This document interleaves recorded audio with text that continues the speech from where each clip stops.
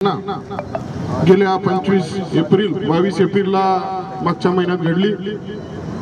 पहलगाममध्ये भ्याड हल्ला पाकिस्तानी अतिरेक्यांनी आणि त्यांच्या सर्व म्हणजे प्रशासनानंच म्हटलं तर हरकत नाही, कारण की अतिरेक्यांना पोचण्याचं काम जो भामटा पाकिस्तान देश करतोय त्याला प्रत्युत्तर देण्याची खऱ्या अर्थानं गरज या ठिकाणी होती। परंतु पहलगाममध्ये जो क्रूर हल्ला झाला त्या हल्ल्यामध्ये अनेक आया बहिणींचं त्या ठिकाणी कुंकू, ज्याला हिंदीमध्ये सिंदूर आपण असं म्हणतो, ते उजाडलं गेलं, त्यांच्या डोक्याचं कुंकू पुसलं गेलं, त्यांना धर्म विचारून त्या ठिकाणी मारलं गेलं। अत्यंत वेदनादायी घटना, संपूर्ण मानवता जातीला त्या ठिकाणी वेदना देणारी ही घटना। कोणत्याही भारतीयाला त्याचा त्या ठिकाणी आनंद झाला नाही, तर प्रत्येक भारतीयाला त्या ठिकाणी दुःख झाल्याची भावना त्या ठिकाणी निर्माण झाली। अशा पद्धतीची जी घटना घडली त्यानंतर लगेच आपल्या भारत सरकारने आपले मोदी साहेब असतील, शाह साहेब असतील, राजनाथ सिंग साहेब असतील आणि आपले सर्व खऱ्या अर्थानं सेनेला हे खूप महत्त्वाचं योगदान त्या ठिकाणी आपल्याला द्यावं लागेल।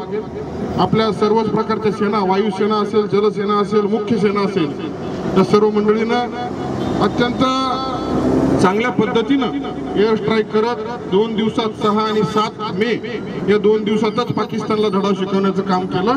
कारण पाकिस्तानजवळ सगळ्यांना माहिती आहे खायला पण अन्न नाही, परंतु फालतू उड्या मारण्याचं काम पाकिस्तान देश करतोय। तर सातत्यानं जे आता होत होतं, आता नव्या पिढीचा हा भारत देश आहे हे लोकांना समजून आलंय। आता जुन्या पिढीचा हा भारत देश राहिला नाही, कुणी कितीही काही केलं तरी भारत देश सहन करेल अशा पद्धतीचा आता देश या ठिकाणी राहिला नाही। आपल्या देशाचं नेतृत्व असेल, भारतीय सेना असेल, आपल्या नेतृत्वाने जेव्हा भारतीय सेनेला फ्री हँड दिला, जेव्हा मोकळीकी केली की तुम्हाला जे वाटतं ते तुम्ही करू शकता, तर 2 दिवसात मोठे मोठे दहशतवादी हल्ल्यांचे ठिकाणं, त्या अतिरेक्यांची ठिकाणं उडवण्याचं काम भारतीय सेनेनं त्या ठिकाणी केलं। मनापासून त्यांचं अभिनंदन करावं तेवढं थोडं। आणि या प्रसंगी जो आपण श्रद्धांजली तर अनेक ठिकाणी अर्पण झाली, परंतु भारतीय सेनेचं कुठेतरी कौतुक झालं पाहिजे। आपण जिथं राहतो आपल्या भागातील जनतेला त्याच्या प्रती एक चांगली भावना, आपल्या मनामध्ये देशभक्तीची भावना कायम त्या ठिकाणी तेवढ त्या ठिकाणी राहिली पाहिजे आणि ती करण्याचं काम आपल्या भागातील माजी सैनिक संघटना या ठिकाणी करत असते। म्हणून या माजी सैनिक संघटनेच्या मनापासून आपल्या सर्वांच्या वतीनं मी मनापासून अभिनंदन करतो, त्यांचे आभार व्यक्त करतो। कारण की आपण रोज गप्पा तर कितीही मारतो, परंतु त्याची जागरूकता आपल्या मनामध्ये असली पाहिजे की आपला देश हे सर्वांचं तेवढंच योगदान या देशासाठी असलं पाहिजे। सर्वांच्या मनात ज्या घटना या संपूर्ण बॉर्डर लाईनवर घडतात, या देशाच्या बाहेरच्या परिसरात घडतात, त्याच्याबद्दल आपल्याला आदर असला पाहिजे। आपल्या सेनेनं काय काम केलं त्याच्याबद्दल आपल्याला आदर असला पाहिजे आणि त्या दृष्टिकोनातून एक उदाहरण हेतून एक चांगल्या पद्धतीचं या रॅलीचं आयोजन, हे निषेध, पाकिस्तानचा निषेध करण्याचं आयोजन आणि आपल्या जवानांचं कौतुक करण्याचं या ठिकाणी एक चांगला कार्यक्रम या ठिकाणी आयोजित केला, त्याबद्दल मनापासून मी आपल्या सर्व माजी सैनिकांचं, माजी सैनिक संघटनेचं, या ठिकाणी उपस्थित नागरिकांचं मनापासून अभिनंदन या ठिकाणी करतो।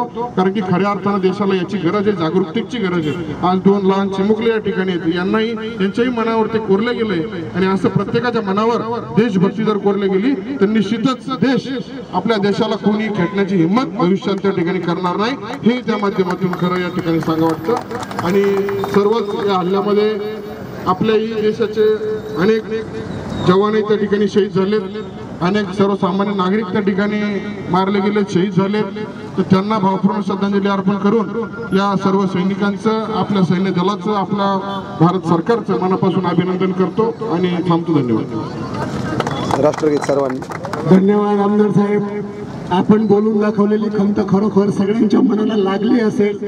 बोलायचं नव्हतं पण बोलून दाखवतो विषय निघाला। युद्धजन्य परिस्थितीमध्ये रिकॉल झालेल्या सैनिकांसाठी असो,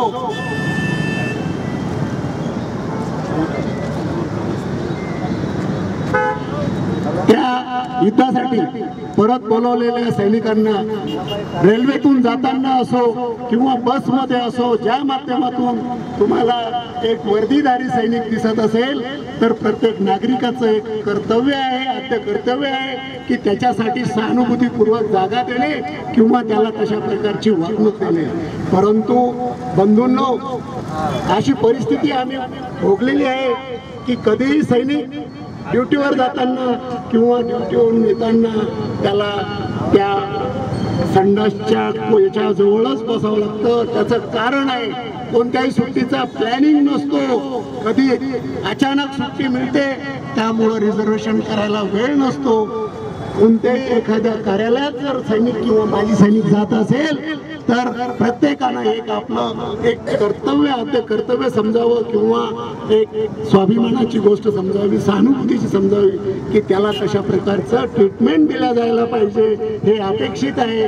कारण सैनिकच एक अशी व्यक्ती आहे की ज्याला प्राणापेक्षा जर प्यारा असेल तो हिंदुस्थान आणि तिरंगा आहे.